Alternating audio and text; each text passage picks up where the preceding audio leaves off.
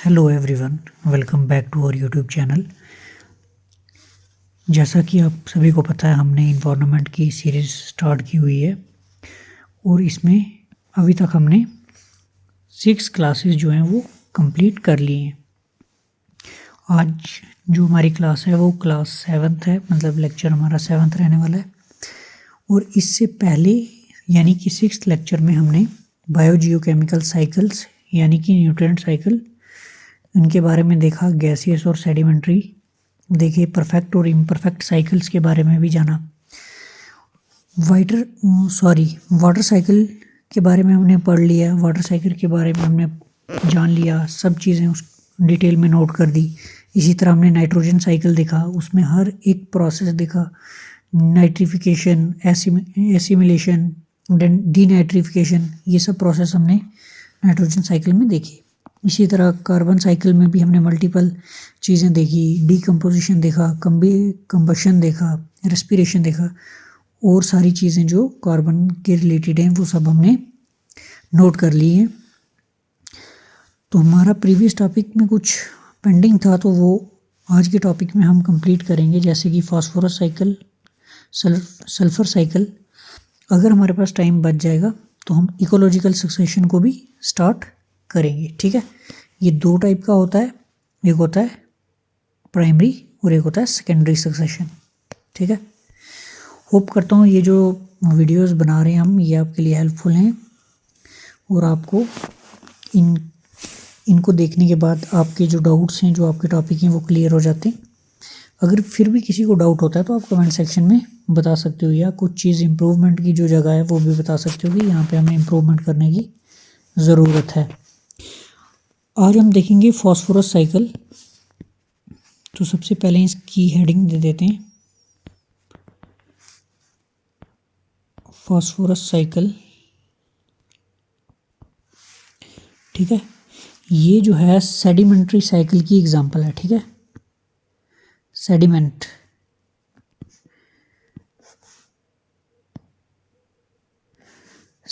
Cycle यानी sediment, एकदम exact जो चीज़ आप सोच रहे हो ये वही है।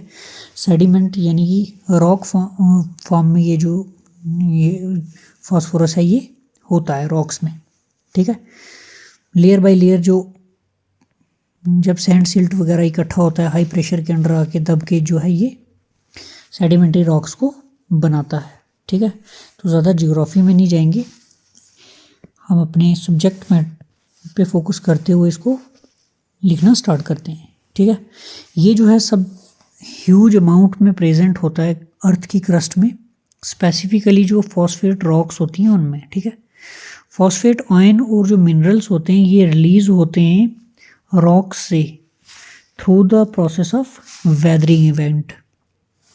अब वेदरिंग क्या होता है ये भी मैं आपको नोट करवाऊंगा। ठीक है, it is present in huge amount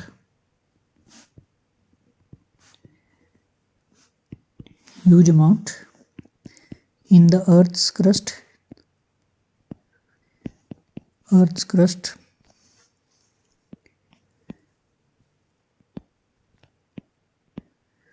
अर्थ की क्रस्ट में भी ये अबंडेंटली प्रेजेंट है, और स्पेसिफिकली इन कहाँ पे, फॉस्फेट रॉक्स में, फॉस्फेट रॉक्स। अभी आपको बताया ये जो फॉस्फेट आयंस हैं, फॉस्फेट आयंस और mineral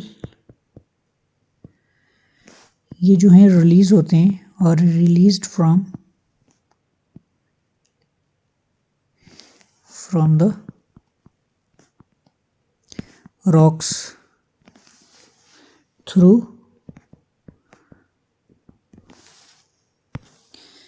weathering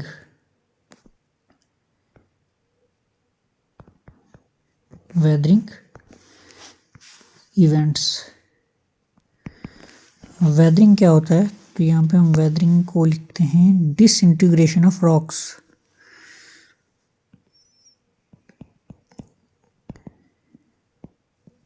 disintegration of rocks. आपने खुद भी ये एक्सपीरियंस किया होगा कि जो रॉक्स हैं वो कैसे कैसे डिसइंटीग्रेट करती हैं टाइम के साथ, ठीक है। कभी सनलाइट से वो गर्म होती हैं, फिर बारिश बरसती है, ठंडी होती हैं। तो इस प्रोसेस में जब ये कॉन्टीन्यूसली प्रोसेस ये चलता रहता है तो वो एक टाइम के बाद जो है वो टूट जाती हैं, डिसइंटीग्रेट हो जाती हैं। तो इस प्रोसेस में भी जो है फॉस्फेट के आयंस या मिनरल्स हैं वो जो रिलीज़ होते हैं, ठीक है। ये जो रिलीज़ है इसमें जो है इनऑर्गेनिक फॉस्फेट जो है वो डिस्ट्रीब्यूट होता है सॉइल में और वाटर में, ठीक है। तो यहाँ पे हम इसको लिखेंगे, this released inorganic phosphate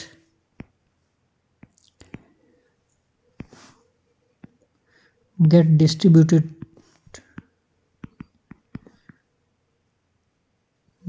in the soil and water।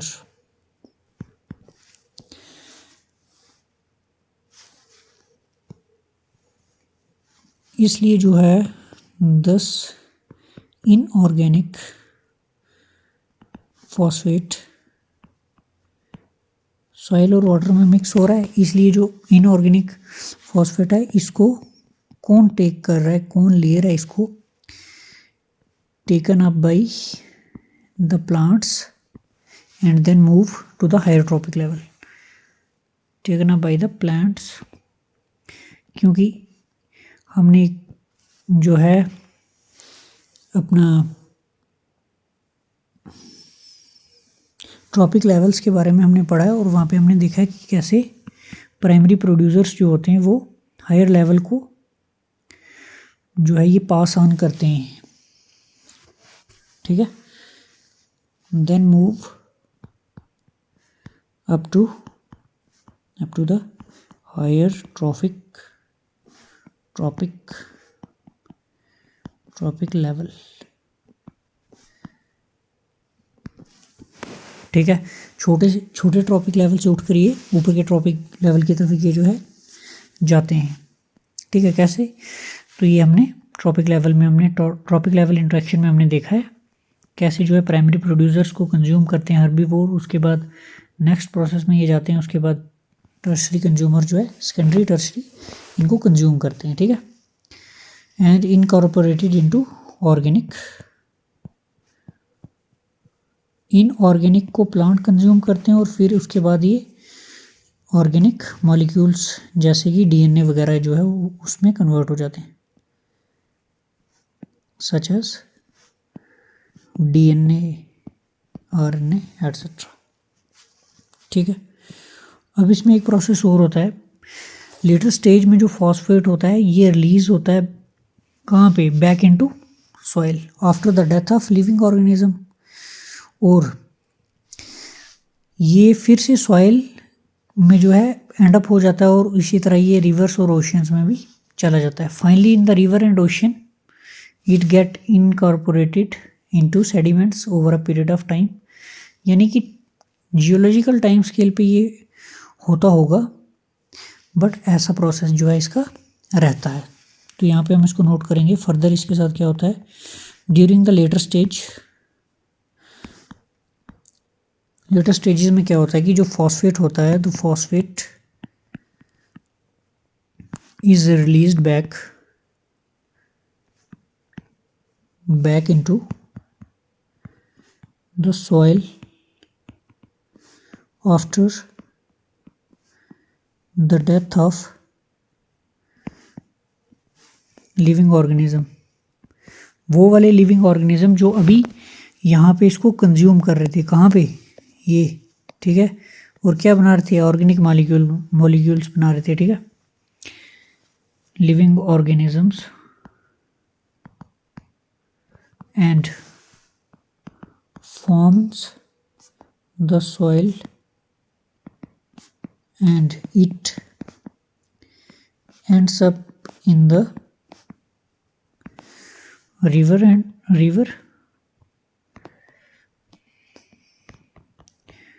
River and oceans,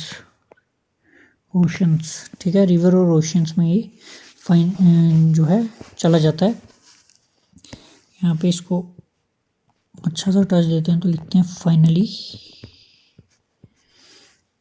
क्या होता है इन द ओशंस। जब ये ओशंस में चला जाता है, ओशंस तक पहुंच जाता है, तो ये काफ़ी देर तक जो है वहाँ पे जमा होता रहता है, इनकॉर्पोरेटेड। उसके बाद ये जो है लेयर बाय लेयर जो है सेडिमेंट्स में कन्वर्ट हो जाता है over a period of time,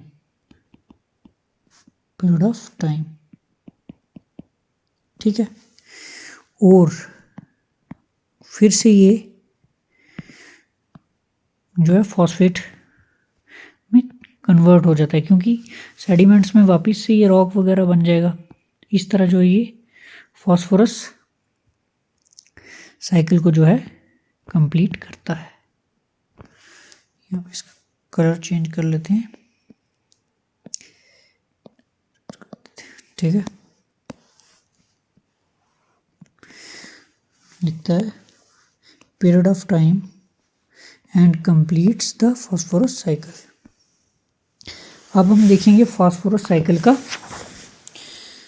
जो है चार्ट देखेंगे, फ्लो चार्ट देखेंगे। तो यहाँ पे हेडिंग देते हैं फॉस्फोरस साइकिल।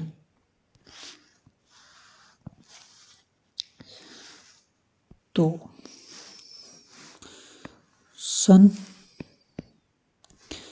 हमारे लिए कितना इम्पोर्टेंट है, हमने जो भी साइकिल देखा उसमें सन का रोल जो है हमें देखने को मिलता है। तो सबसे पहले सेडिमेंट्री रॉक्स पड़े हुए हैं, ठीक है। ये गो थ्रू करते हैं कि इस प्रोसेस से वेदरिंग एंड इरोजन,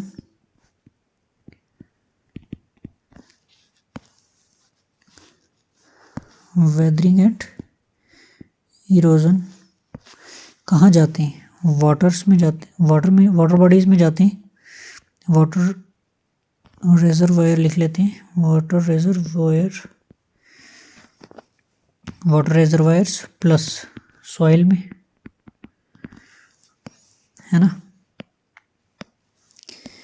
इसके बाद एसिमिलेशन प्रोसेस के थ्रू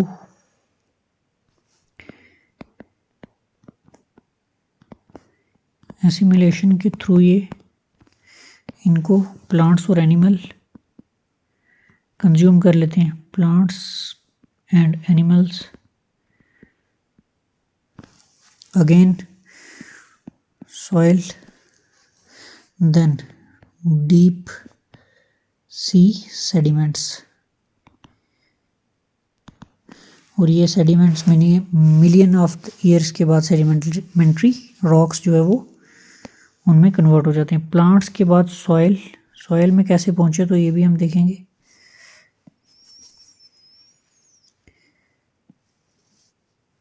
ठीक है,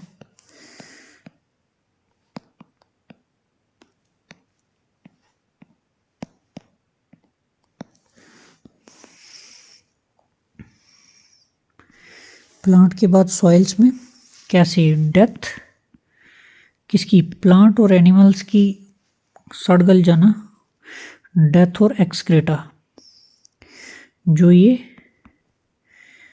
अपना वेस्ट जो है एक्सक्रेट करते हैं, उसके थ्रू भी फास्फोरस सॉइल में चला जाता है बैक। और जाहिर सी बात है जब कोई एनिमल या प्लांट जो इसको कंज्यूम करता है वो अगर मर जाएगा तो वो भी at the end of day soil में ही उसने जाना है। अब जो है सॉइल से ये फिर से क्या होता है, सरफेस लीकिंग और प्रेसिपिटेशन के थ्रू डीप सीज में चला जाता है। Surface leaking and precipitation,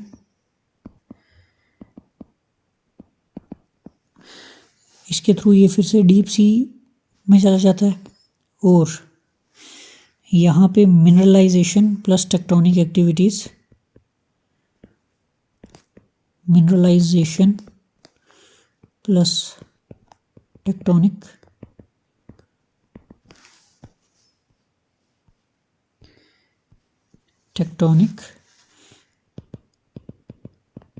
activities जो है उसके चलते इसको जो है यहाँ पे लिख लेता हूँ मिलियंस ऑफ द ईयर्स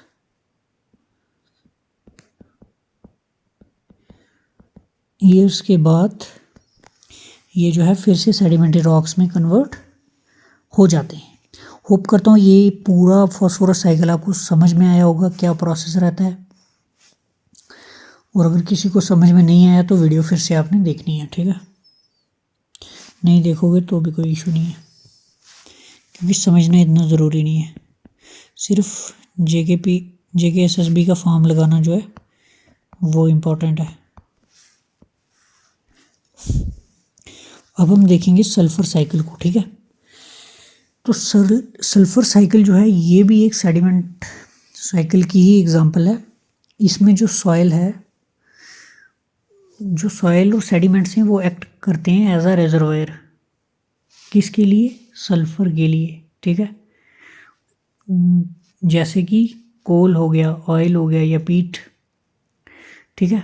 और इनऑर्गेनिक कौन सा हो गया? सल्फर, जैसे कि पाइराइट रॉक, सल्फर रॉक्स, ठीक है। ये डिपॉजिट होते हैं सल्फेट की फॉर्म में, सल्फाइड की और ऑर्गेनिक सल्फर की फॉर्म में, ये हमें देखने को मिलते हैं। तो हम इनको नोट करेंगे। The soil and sediments act as the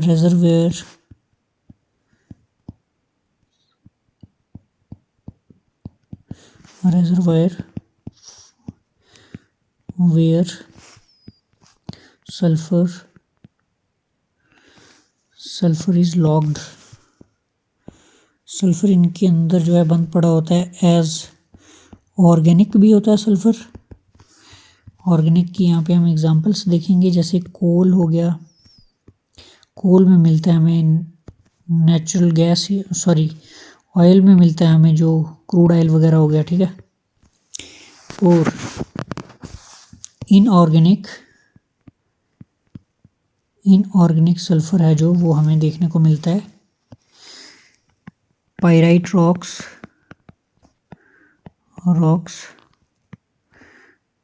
end sulphur rocks में।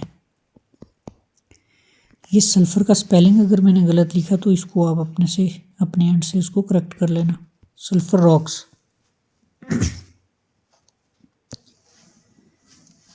deposit in the form of sulfate, sulfide and organic sulfur।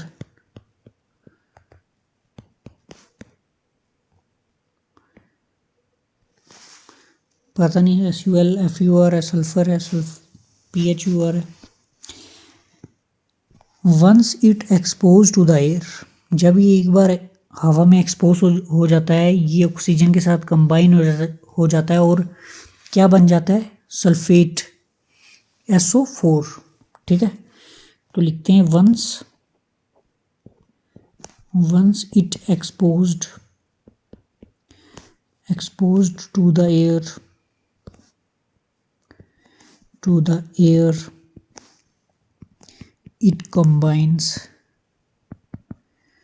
with the oxygen and become sulfate यानी SO4, ठीक है। ये SO4 SO3 याद रखने की ज़रूरत नहीं है, बट सल्फेट याद रखने वाली बात है। इसके बाद प्लांट्स और माइक्रोब्स जो होते हैं, प्लांट्स एंड माइक्रोब्स ये एसिमिलेट करते हैं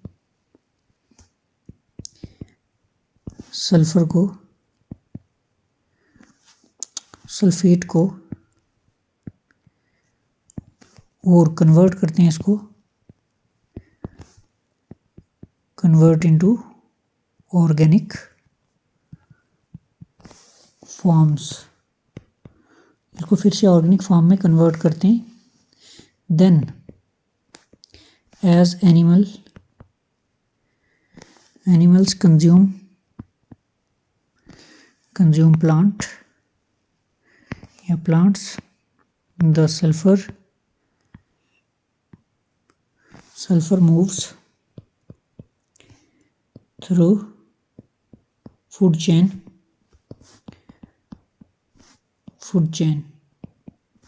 and released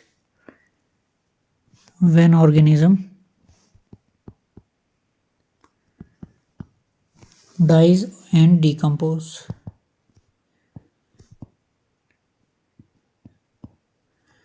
सेम प्रोसेस है जैसा हमें फॉस्फोरस साइकिल में देखने को मिल रहा है. प्लांट्स और microbes he at the end of day उनको एसिमिलेट करके कन्वर्ट कर रहे हैं ऑर्गेनिक फॉर्म में, फिर उसको एनिमल्स कंज्यूम कर जा रहे हैं प्लांट्स से और उनको सल्फ़र मिल जा रहा है. यही सल्फ़र जो है फूड चेन के थ्रू हर एक ट्रॉपिक लेवल में जा रहा है, उसके बाद रिलीज़ हो जा रहा है. ये जब ये ऑर्गेनिजम्स मर जा रहे हैं या सड़गल जा रहे हैं, ठीक है, मर के डिकम्पोज हो जा रहे हैं, तो ये फिर से ऑर्गेनिज्म जो है फिर से ये जो सल्फ़र है बैक टू सॉइल जो है चला जाता है. Sulfur get enter in atmosphere through volcanic eruption. Volcanic eruption से भी ना सल्फ़र जो है ये हवा में एटमॉस्फेयर में जाता है. प्लस combustioning of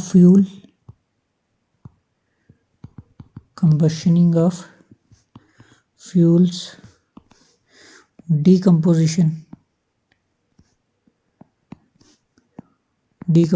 से भी, and exists as hydrogen sulfide in atmosphere.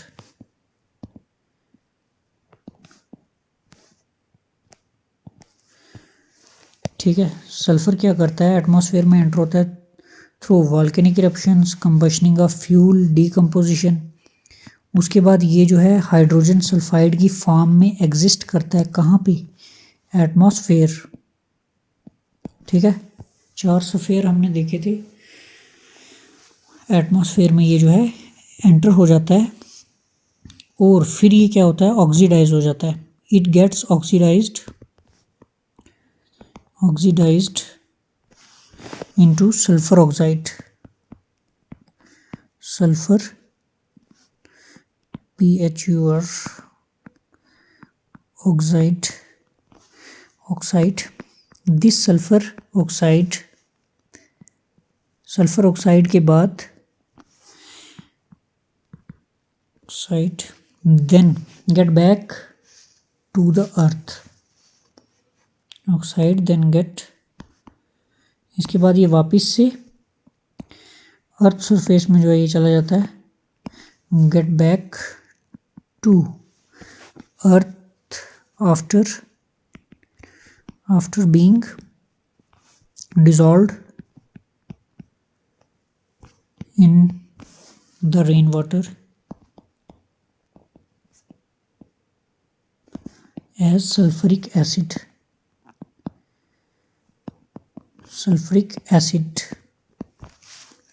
ठीक है, ये प्रोसेस रहता है सल्फ़र का. सल्फ़र कहाँ से गुज़रता है, कहाँ पहुँचता है. ठीक है, इससे पहले कि हम सल्फ़र का फ्लो चार्ट देखें तो आपके लिए कुछ इम्पोर्टेंट है. ये हमारा टेलीग्राम चैनल है JKSSB विद रंदेश, यहाँ पे आप हमारे साथ कनेक्ट कर सकते हो. और ये हमारा यूट्यूब चैनल है, यहाँ पे आप ऑलरेडी हो. अगर आप देख रहे हो इसको तो लाइक, कमेंट, शेयर, सब्सक्राइब ये सब करना है. Be a responsible viewer. ठीक है, और ये हमारा जो है टेलीग्राम इंस्टाग्राम का हैंडल है अगर आपका कोई भी डाउट रहता है, आपके कमेंट का रिप्लाई नहीं आता या कोई भी इशू आता है, तो आप यहाँ पे मैसेज करके ट्यूटर से जो है डायरेक्ट बात कर सकते हो। और मैं आपको रिकमेंड करूँगा कि आप ये हमारा टेलीग्राम चैनल ज्वाइन कर लो। ये जो लेक्चर की PDFs हैं ये सभी इस टेलीग्राम चैनल में प्रोवाइड करवाई जाती हैं, ठीक है। तो अब हम देखेंगे सल्फर साइकिल,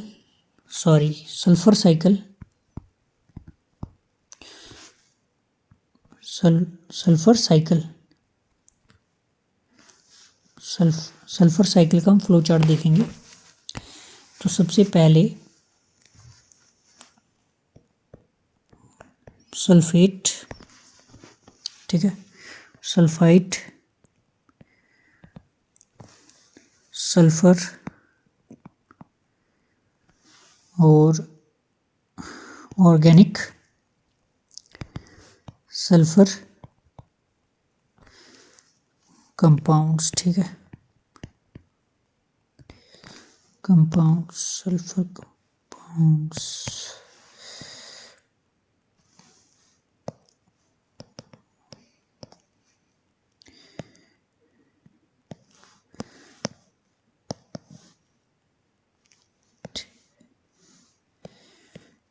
ये पहले 1 मिनट ये ड्रा कर लेते हैं, फिर ये हमारे लिए इजी हो जाएगा प्रोसेस सब सल्फर सल्फाइड वाला।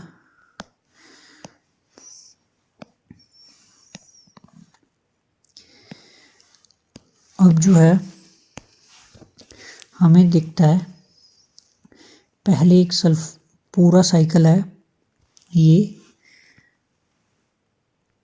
ऑर्गेनिक सल्फर कंपाउंड जो हैं ये कन्वर्ट होते हैं सल्फाइड में, किस प्रोसेस के थ्रू, तो ये आपको याद रखना है, मिनरलाइजेशन प्रोसेस, ठीक है। ऑर्गेनिक कंपाउंड ये जो है मिनरलाइजेशन के थ्रू सल्फाइड में कन्वर्ट होते हैं। देन सल्फाइड जो है वो सल्फर में कन्वर्ट होता है। देन सल्फाइड जो है वो सल्फर में कन्वर्ट होता है थ्रू प्रोसेस ऑफ बायोलॉजिकल और केमिकल जो है ऑक्सीडेशन के through, biological plus chemical oxidation के थ्रू, ठीक है। और सल्फर जो है ये कन्वर्ट होता है सल्फाइड में बायोलॉजिकल ऑक्सीडेशन के थ्रू। और ये जो सल्फेट है ये फिर से ऑर्गेनिक सल्फर कंपाउंड में कन्वर्ट होता है एसिमिलेटरी सल्फेट रिडक्शन से, ठीक है। एसिमिलेशन का प्रोसेस हमने देखा था ना, तो एसिमिलेटरी उसी से मिलता जुलता है, TORY, सल्फेट रिडक्शन, यानी कि सल्फेट जो है रिड्यूस होता है, अलग अलग ट्रॉपिक लेवल में जाता है। तो ये हमने देख लिया है, ठीक है, इसमें कुछ ज़्यादा समझने वाला या समझाने वाली बात है नहीं। अब जो सल्फेट है ना, ये एक प्रोसेस से सल्फर की तरफ भी जाता है, ठीक है। ये है डिसिमिलेटरी सल्फेट रिडक्शन, ये एसिमिलेटरी है, वो ये डिसिमिलेटरी है, डिसिमिलेटरी सल्फेट रिडक्शन। और सल्फाइड जो है ये सल्फेट में भी आता है कन्वर्ट होके, तो इसका प्रोसेस रहता है बायोलॉजिकल ऑक्सीडेशन, ठीक है। कभी कभी सल्फाइड सल्फर वाला ये पार्ट जो है, ये वाला सल्फाइड जो है ये वाला पार्ट स्किप करके सीधा ही सल्फेट में कन्वर्ट हो जाता है, तो ये होता है बायोलॉजिकल ऑक्सीडेशन की हेल्प से, ठीक है, ऑक्सीडेशन, ठीक है। तो ये था कंप्लीट चार्ट। वेट सल्फर जो है ये जो सल्फाइट में कन्वर्ट होता है, ये एक चीज़ मिसिंग थी, तो ये भी जो है डिसिमिलेटरी प्रोसेस के थ्रू ही होता है, डिसिमिलेटरी सल्फर रिडक्शन, RED लिख देता हूँ, ठीक है, रेड डॉट रिडक्शन से ये जो है सल्फर सल्फाइड में कन्वर्ट हो जाता है। तो होप करता हूँ ये चार्ट आपको समझ में आया होगा अच्छे से। तो अब हम जो है देखेंगे इकोलॉजिकल सक्सेशन को। Ecological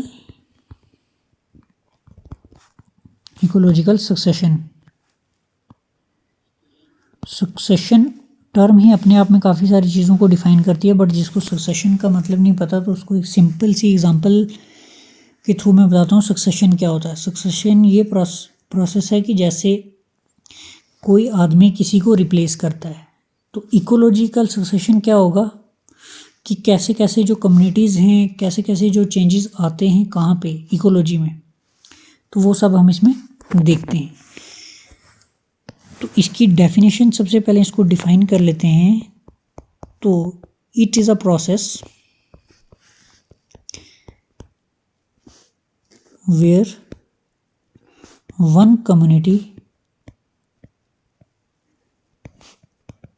community replaces the other one।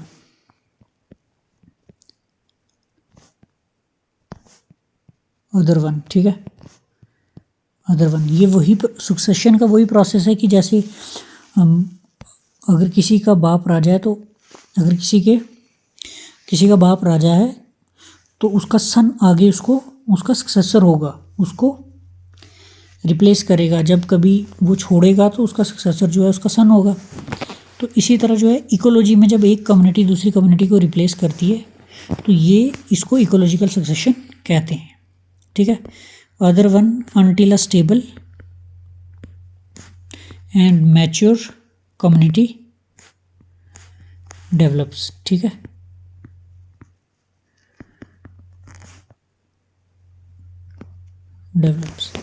अब कुछ इसके रिलेटेड कुछ इम्पॉर्टेंट टर्मिनोलॉजीज़ हैं, ये भी आपको नोट करनी है।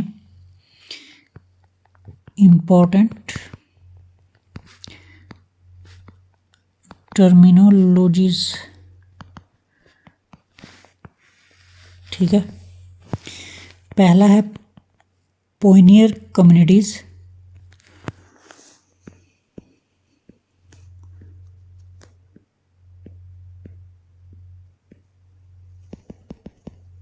कम्युनिटी।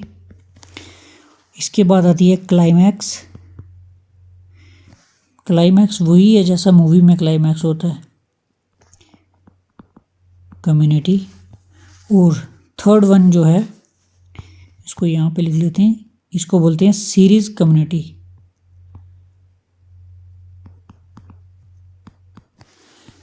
प्रोनाउंसिएशन अलग हो सकती है बट ये आर है, सीरीज कम्युनिटी, ठीक है। पायनियर कम्युनिटीज़ कौन सी होती हैं? जो सबसे पहले आके कॉलोनाइज करती हैं किसी एरिया को, ठीक है। First to colonise an area, ठीक है। ये पायनियर होते हैं, सबसे पहले जो आते हैं। जैसे एग्जांपल ले लेते हैं हम लाइकेंस का, ठीक है। क्लाइमैक्स कम्युनिटीज़ कौन सी होती हैं? ये जो है फाइनल स्टेज होती हैं सक्सेशन की, ठीक है। The final stage of succession. ये जो है स्टेबल भी होती हैं प्लस मैच्योर भी होती हैं, मतलब स्टेबल और मैच्योर वाला फेज़ है ये, ठीक है। और सीरीज़ कम्युनिटीज़ कौन सी होती हैं? ये वो स्टेज है जो क्लाइमैक्स कम्युनिटी को लीड करता है, यानी इसको हम इंटरमीडिएट कम्युनिटी भी बोल सकते हैं, ठीक है। तो यहाँ पे लिखते हैं हम the stage leading to the climax community. ये क्लाइमैक्स कम्युनिटी को जो है लीड करते हैं। अभी जैसा मैंने आपको बताया, इसको हम also known as intermediate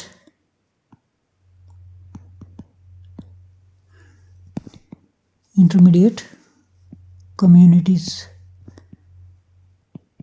series को हम इंटरमीडिएट कम्युनिटी भी कहते हैं। तो अब हम देखेंगे टाइप्स ऑफ इकोलॉजिकल सक्सेशन। तो यहाँ पे हम लिख लेते हैं टाइप्स ऑफ सक्सेशन।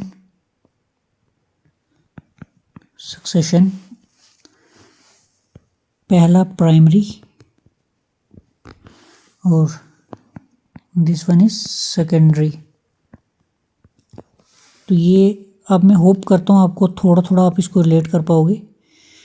प्राइमरी और सेकेंडरी से आपको पता चल रहा होगा कि यही प्रोसेस जब दो बार होता है, इंपॉर्टेंट टर्मिनोलॉजीज़ वाला पोनियर कम्युनिटीज़, क्लाइमैक्स कम्युनिटीज़, ये जब दोबारा आती होंगी तो सेकेंडरी सक्सेशन होता होगा। ठीक है, इसमें हम देखेंगे सबसे पहले प्राइमरी इकोलॉजिकल सक्सेशन।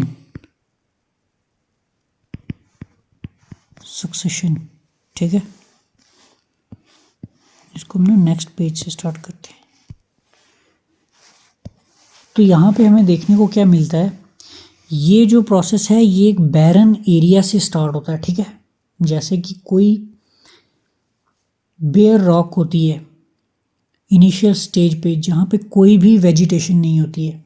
ठीक है, जैसे हम कह सकते हैं कि न्यूली एक्सपोज्ड सी फ्लोर, या कोई इग्नियस रॉक, या कोई सैंड ड्यून हो गया, या कोई न्यूली कूल्ड लावा सेडिमेंट्स हो गई, या कोई न्यूली सबमर्ज्ड एरिया हो गया। ठीक है, तो यहाँ पे लिखते हैं प्राइमरी इकोलॉजिकल सक्सेशन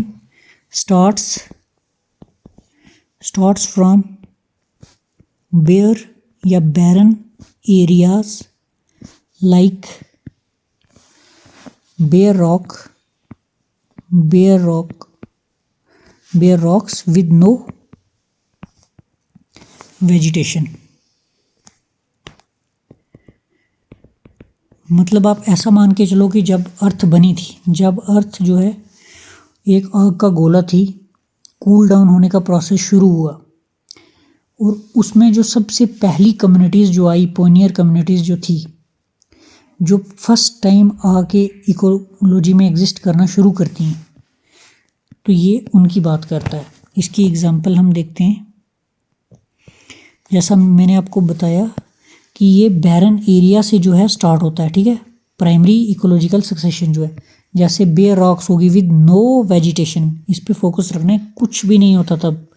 तो जो सबसे पहले लोग आते हैं, जो पहली कम्युनिटीज़ आती हैं, ये जो पहला ऑर्गेनिज्म आता है, तो वो प्राइमरी इकोलॉजिकल सक्सेशन को डिफाइन करता है, उसको पोनियर कम्युनिटी कहते हैं। इसमें हम कुछ एग्जांपल लिखते हैं कि कौन से सरफेस ऐसे हो सकते हैं। न्यूली एक्सपोज्ड सी फ्लोर, यानी कि अगर समुद्र हट जाए या नीचे से काफ़ी सारा लावा ऊपर निकल आए, तो जो पानी अगर दूर हो जाएगा तो जो सी फ्लोर हमें देखने को मिलेगा, उस पे हम मान लें कि कोई चीज़ जो है आके स्टार्ट करती है रहना। ठीक है, या इग्नियस रॉक्स, उन पे कोई वेजिटेशन होना शुरू हो जाए। या हम इसकी एग्जांपल देख सकते हैं, जैसा हमारा इंडिया में पेनिनसुलर प्लेटू है। ठीक है, जिसको हम डेक्कन ट्रैप भी बोलते हैं या डेक्कन प्लेटू भी बोलते हैं। जब उसकी फॉर्मेशन हुई थी, क्योंकि वो हमें पता है कि इग्नियस रॉक से बना हुआ है, तो जब उसकी फॉर्मेशन हुई थी, वहाँ पे कोई कम्युनिटीज़ या वहाँ पे जो इकोलॉजिकल सक्सेशन हुआ होगा सबसे फर्स्ट वाला, वो कैसे हुआ होगा, है ना। सेकंड, जैसा किसी सैंड ड्यून पे, रेत के टीलों में अगर कोई, या न्यूली कूल्ड लावा सेडिमेंट्स होंगे, इन पे अगर कोई चीज़ रहना स्टार्ट करती है, तो ये प्राइमरी सक्सेशन, या ये जब इस प्रोसेस के थ्रू जाते हैं तो इसको प्राइमरी सक्सेशन कहते हैं। यहाँ पे मैं इसको डेक्कन प्लेटू, ये आपको ऐसे समझाने के लिए लिख दिया यहाँ पे, डेक्कन प्लेटू वाला। ठीक है, अब जो है हम देखते हैं प्राइमरी सक्सेशन के बाद, प्राइमरी सक्सेशन की भी 4-5 स्टेजेस होती हैं, ठीक है, कि वो किस प्रोसेस से गुजरते हैं, उसके बाद जाके जो है वहाँ पे लाइफ जो है, लाइफ फॉर्म जो है वो एग्जिस्ट करना शुरू करती है। तो पहले इसको कंप्लीट करते हैं। इसमें हम देखते हैं ये वाली स्टेजेस मैंने बताई हैं, ये वाली न्यूली एक्सपोज्ड सी फ्लोर या इग्नियस रॉक, सैंड ड्यून्स या न्यूली कूल्ड लावा, ये मैंने एग्जांपल दी है, ये आपको नोट नहीं करनी है, ठीक है। बैरन लैंड, बैरन एरिया, तो यहाँ पे क्या होता है, इस सिचुएशन में क्या होता है, यहाँ पे एज देयर इज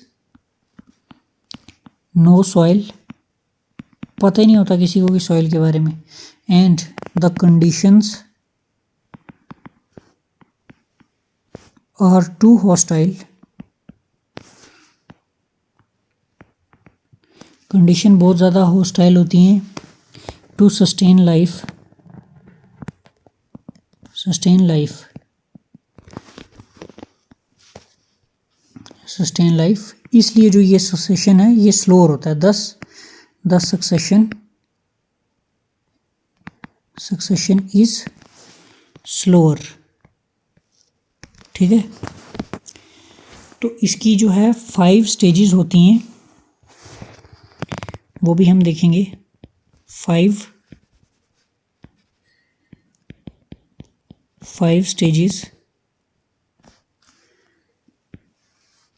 ठीक है। पहला जो है न्यूडेशन,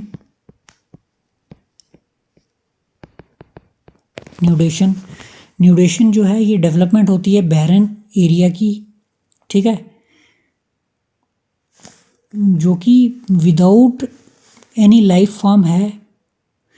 ये जो है कॉज करता है सेवरल फैक्टर्स, जैसे मतलब न्यूडेशन वही प्रोसेस है जिसमें हमारे पास कोई बैरन लैंड है जहाँ पे अभी तक कुछ भी नहीं है, कोई भी लाइफ फॉर्म जो है वो एग्जिस्ट नहीं करती है, जैसे वॉल्केनिक इरप्शन के बाद जो कूल डाउन लावा है वो वाला एरिया हो गया, या किसी फ्लड के बाद हमें कुछ देखने को मिल जाए, या फॉरेस्ट फायर के बाद या लैंडस्लाइड के बाद जो है हमें देखने को मिल जाए। उसके बाद सेकंड प्रोसेस जो है वो आता है इन्वेजन का। इन्वेजन जो है ये सक्सेसफुल इस्टेब्लिशमेंट होती है किसी एक स्पीशीज़ की किसी बैरन एरिया में, ठीक है। यहाँ पे अराइवल होता है रिप्रोडक्टिव बॉडीज़ का, ठीक है, जो कि अलग अलग तरह की जो स्पीशीज़ हो सकती हैं वो यहाँ पे आगे सेटल होती हैं, ठीक है। और इस प्रोसेस को कहते हैं माइग्रेशन। इन्वेजन का मतलब कोई बाहर से चीज़ आ रही है तो वो यहाँ पे आके अपना ठिकाना बना रही है, ठीक है। उसके बाद इनकी जो है एडजस्टमेंट होती है उन्हीं कंडीशंस में, तो इस प्रोसेस को ईसीज बोलते हैं, ईसीज, ECESIS। उसके बाद क्या होता है कि जो इंडिविजुअल स्पीशीज़ होती हैं ये मल्टीप्लाई हो जाती हैं बाई रिप्रोडक्शन, मतलब कि अब कोई स्पीशीज़ यहाँ पे रहने को आई है तो अब जाहिर सी बात है वो रिप्रोड्यूस भी करेगी। उसके बाद जो है इस प्रोसेस को जो स्पीशीज़ मल्टीप्लाई हो जाती हैं बाय रिप्रोडक्शन, इसको कहते हैं एग्रीगेशन। जैसे हम एग्रीगेट देखते हैं ना, इस एग्रीगेट टर्म बोलते हैं, वैसे इसको एग्रीगेशन कहते हैं।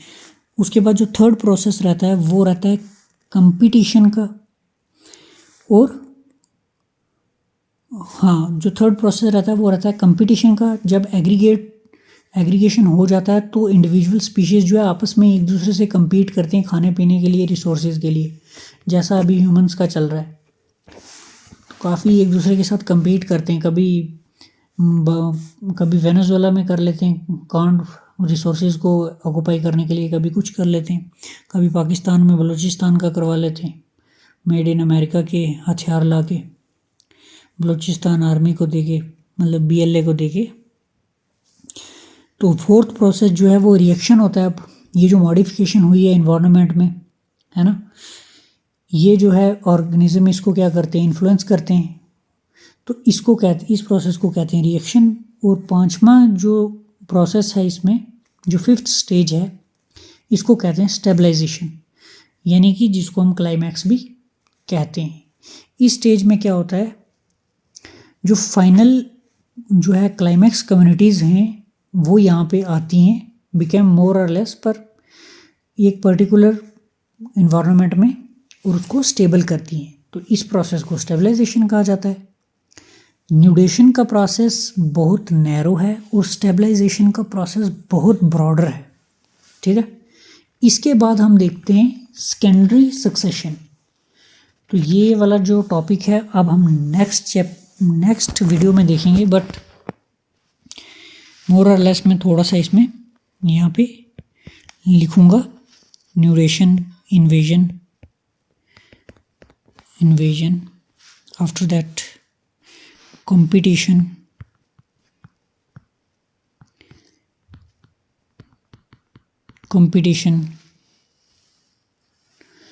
इसके बाद फोर्थ वन जो है ये है रिएक्शंस, फिफ्थ जो है एंड लास्ट ये है स्टेबलाइजेशन यानी कि क्लाइमैक्स वाला पार्ट। क्लाइमैक्स कम्युनिटीज़ जब यहाँ पे आके रह जाती हैं। क्लाइमैक्स के बारे में हमने देखा था कि ये मैच्योर होती हैं, है ना, जैसे यहाँ पे हमने देखा था क्लाइमैक्स कम्युनिटीज़ स्टेबल भी होती हैं और मैच्योर भी होती हैं। ठीक, न्यूडेशन का प्रोसेस जो है यहाँ पे हम लिखते हैं development of a barren area या nudation without any life form.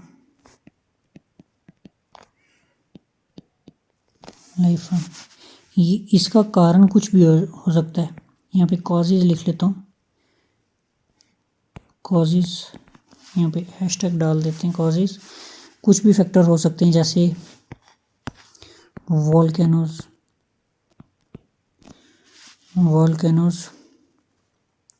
या फ्लड्स हो गए या कुछ भी एटसेट्रा। ठीक है, इन्वेजन जब मैंने बताया सक्सेसफुल एस्टेब्लिशमेंट होती है, successful establishment of a species in a barren area. मतलब न्यूडेशन वाले प्रोसेस के बाद जब इन्वेजन होता है, जब कोई नया वास्को डिगामा आके उस एरिया को एक्सप्लोर करता है, यानी कोई भी ऑर्गेनिज्म, वास्को डिगामा का मतलब ये था। तो जब ये आता है, यानी बैरन एरिया में कोई भी स्पीशीज़ आती है, यानी इसको हम कह सकते हैं कि अराइवल ऑफ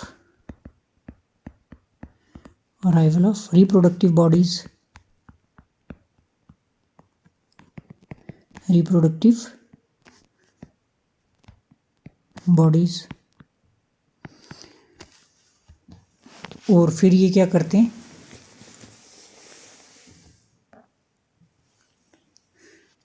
रिप्रोडक्टिव बॉडीज़ यहाँ पे क्या करती हैं, अपनी रिप्रोडक्टिव बॉडीज़ एंड देयर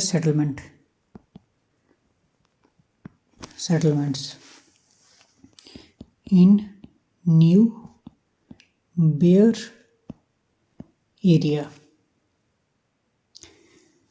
इसको जो है माइग्रेशन बोलते हैं, इस प्रोसेस को।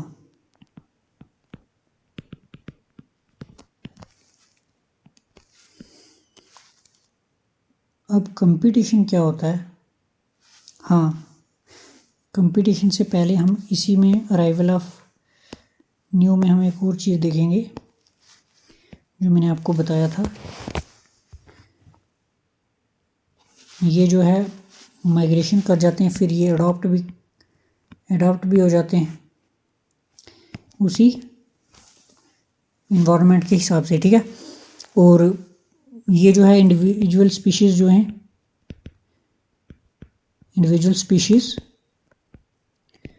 क्या करती हैं, मल्टीप्लाई हो जाती हैं किसके through? By reproduction.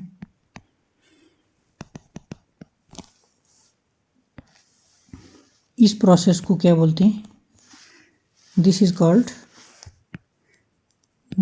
Called aggregation.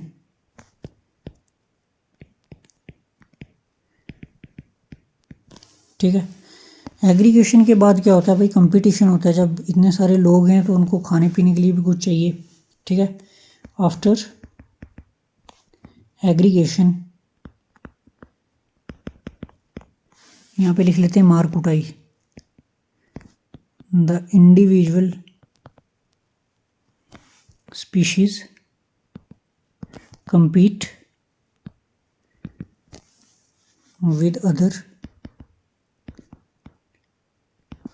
species for food, space, रहने के लिए, खाने के लिए, और other resources।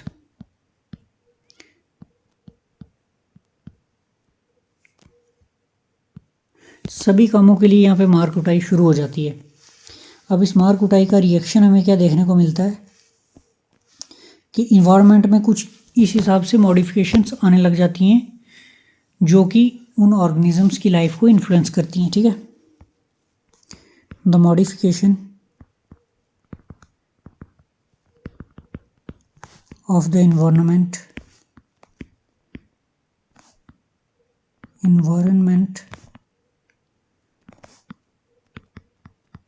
through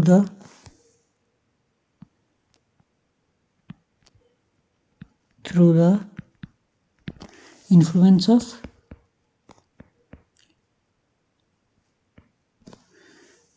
किसी स्पीशीज़ की एग्जांपल छोड़ के अगर आप सोच लो कि इंसान ही अगर किसी ऐसी जगह पे स्टार्टिंग में रहने को जाता है, मार्स में रहने को जाता है, तो अगर मार्स में कहीं उसको पेड़ पौधे दिखेंगे या मार्स के सरफेस पे अगर वो रहने को जाता है तो वो वहाँ पे कुछ ना कुछ एक्टिविटीज़ करना शुरू कर देगा।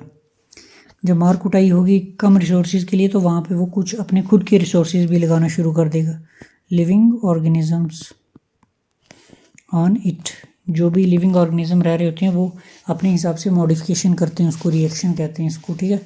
स्टेबलाइजेशन जो मैंने आपको बताया ये स्टेज है जहाँ पे the stage eight which the final या climax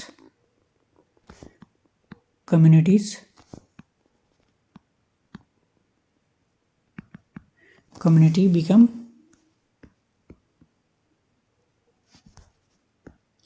became more or less stable।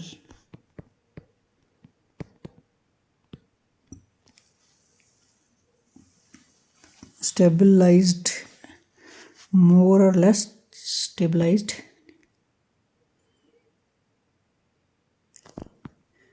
Stabilised का स्पेलिंग गलत लिख दिया मैंने, एक बार चेक कर लेना लॉन्गर टाइम के लिए, ठीक है। Longer time in that particular area.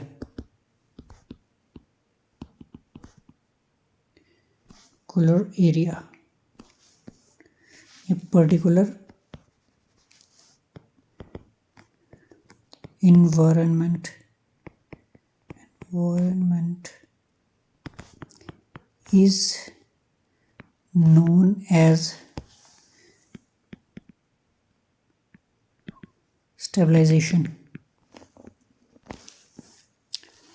अभी एक बार हम इन पांचों टर्म्स को देखेंगे। सबसे पहले यहाँ पे लिखेंगे नैरो, सबसे छोटा, और यहाँ पे सबसे ब्रॉडर।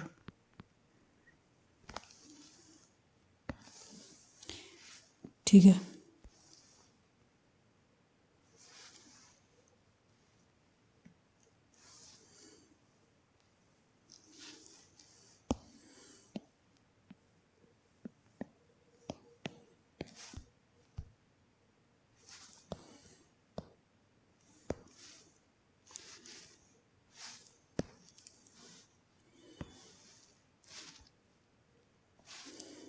यहाँ से यहाँ तक का सफ़र इन्हों पांचों स्टेजेस से होके जाता है, तो उसके बारे में हम देखेंगे। सबसे पहले हमने देखा इनिशियल स्टेज पे न्यूडेशन का प्रोसेस, ठीक है। देन इन्वेजन, बाहर से स्पीशीज़ का आगमन, आना। कंपटीशन देन कंपटीशन एंड, इसको हम कहते हैं कंपटीशन एंड कोएक्शन कह लेते हैं, ठीक है। कोएक्शन, कंपटीशन और कोएक्शन हमें देखने को मिलता है। इसके बाद क्या देखने को मिलता है? रिएक्शन। जब कोई दो चीज़ें को एग्जिस्ट करेंगी तो वो एक दूसरे का सिर ज़रूर फाड़ेंगी, क्योंकि उनको रहने के लिए रिसोर्सेज कम पड़ सकते हैं।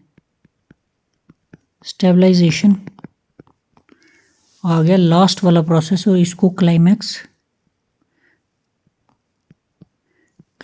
कहा जाता है, जो हमने इतनी बार देखा। यानी कि क्लाइमैक्स कम्युनिटी का यहाँ पे आना हो गया है।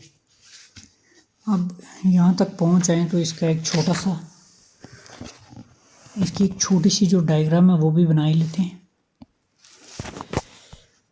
तो सबसे पहले यहाँ पे हमें देखने को मिलती हैं बेयर रॉक्स। फिर हमें सबसे पहला ऑर्गेनिज्म जो आता है, यहाँ पे एग्जांपल ले लेते हैं लाइकन्स की। फिर इसके बाद टाइम के साथ यहाँ पे स्मॉल प्लांट्स देखने को मिलते हैं। फिर हमें स्मॉल प्लांट्स प्लस लाइकन ये भी देखने को मिलते हैं। फिर पीरियनियल हर्ब्स दिखती हैं,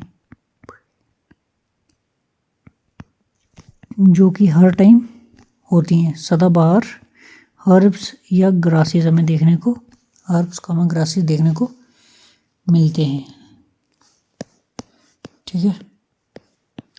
जगह का एफिशिएंट यूज़ करेंगे, सभी चीज़ें इसी में लिखेंगे। उसके बाद यहाँ पे हमें ग्रासेस और कुछ इनटॉलरेंट से कुछ छोटे मोटे ट्रीज देखने को मिलते हैं। ग्रासेस प्लस शेड इनटॉलरेंट, मतलब साए में वो नहीं सरवाइव कर पाते, ट्रीज हमें देखने को मिलते हैं। उसके बाद शेड या शेडिड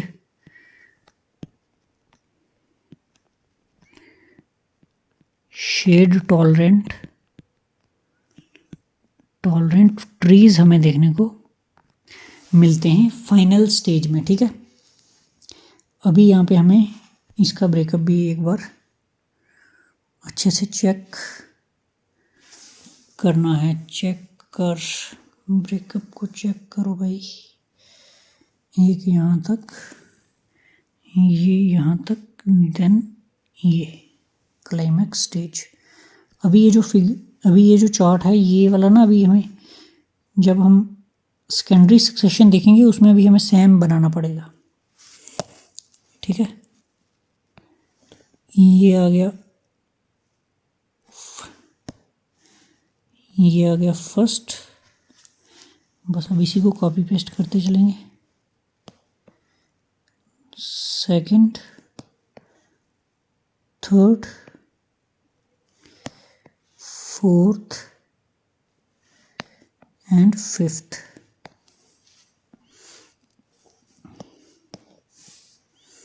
तो एक बार थोड़ा सा इसको ऊपर किया जाए, क्योंकि इसके नीचे हमें इसको नाम देने। इस वाले प्रोसेस को भी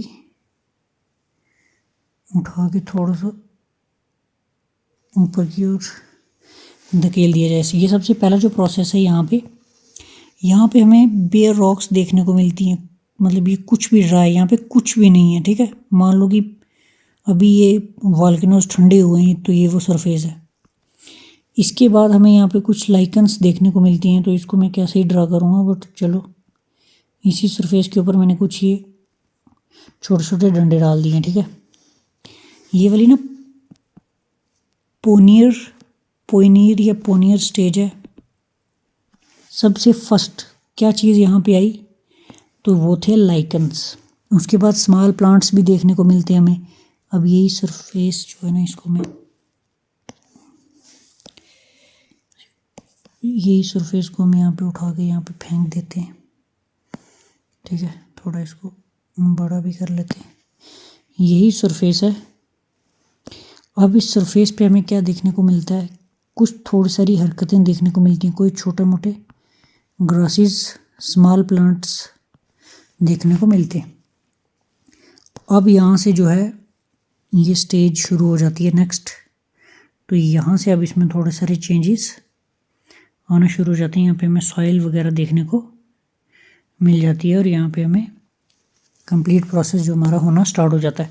यहाँ पे फिर हमें कुछ और वैरायटीज़ ऑफ ग्रासेस जो है वो देखने को मिल जाती हैं, ठीक है। कुछ हर्ब्स होती हैं, कुछ हर्ब शर्ब वगैरह हमें देखने को मिल जाती हैं। कुछ पेरेनियल जो ग्रासेस हैं वो भी देखने को मिलते हैं। पोनियर स्टेज के ये 4th वाले पार्ट में हमें यहाँ पे देखने को मिलता है। उसके बाद जो है कुछ यहाँ पे ग्रासेस जैसी पहले थी, और यहाँ पे कुछ जो है ट्रीज़ छोटे मोटे जो है वो डेवलप हो जाते हैं। ये मैंने ट्री बनाया, ठीक है, इतनी बैड भी नहीं है मेरी ड्राइंग। फिर यहाँ पे हमें कुछ और जो है ट्रीज़ वगैरह जो है वो देखने को मिलते हैं। अब ये सब स्टेबल हैं, ठीक है। तो यहाँ पे हमें क्या देखने को मिला, ये वाली स्टेज जो थी हमारी, ये वाली आ गई इंटरमीडिएट स्टेज, ठीक है। ये वाली आ गई हमारी, यहाँ तक आ गई पोनियर स्टेज, देन इंटरमीडिएट, ठीक है। ये यहाँ से यहाँ तक इंटरमीडिएट, और ये लास्ट वाली जो है क्लाइमैक्स स्टेज, ये आ गई इंटरमीडिएट स्टेज। प्राइमरी सक्सेशन की ही ये इंटरमीडिएट स्टेज आ गई। अब ये जो है क्लाइमैक्स स्टेज जो है ये देखने को मिलती है। अब यहीं से कंटिन्यू करेंगे लास्ट के लेक्चर में। अब जो नेक्स्ट लेक्चर है 8th हमारा, उसमें हम ये वाला चार्ट जो है मैं लेके आऊँगा साथ में। उसके साथ यहाँ से जो है सेकंड चीज़ जो हम देखेंगे वो है secondary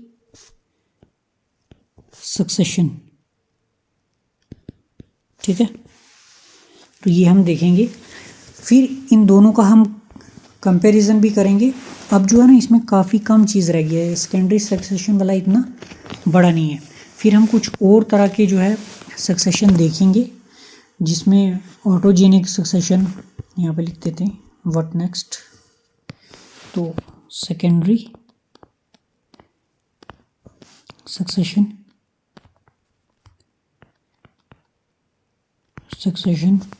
plus difference between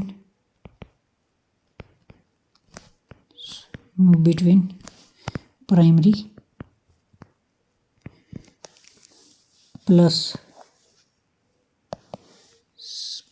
and secondary succession. फिर कुछ अदर टाइप देखेंगे, अदर टाइप्स ऑफ सक्सेशन, ठीक है। इसके बाद हम देखेंगे होमियोस्टैटिस,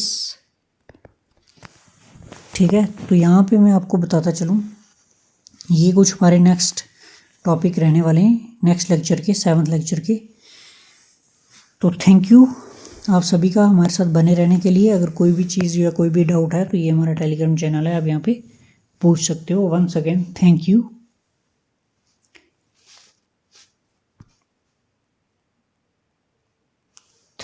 वेरी मच।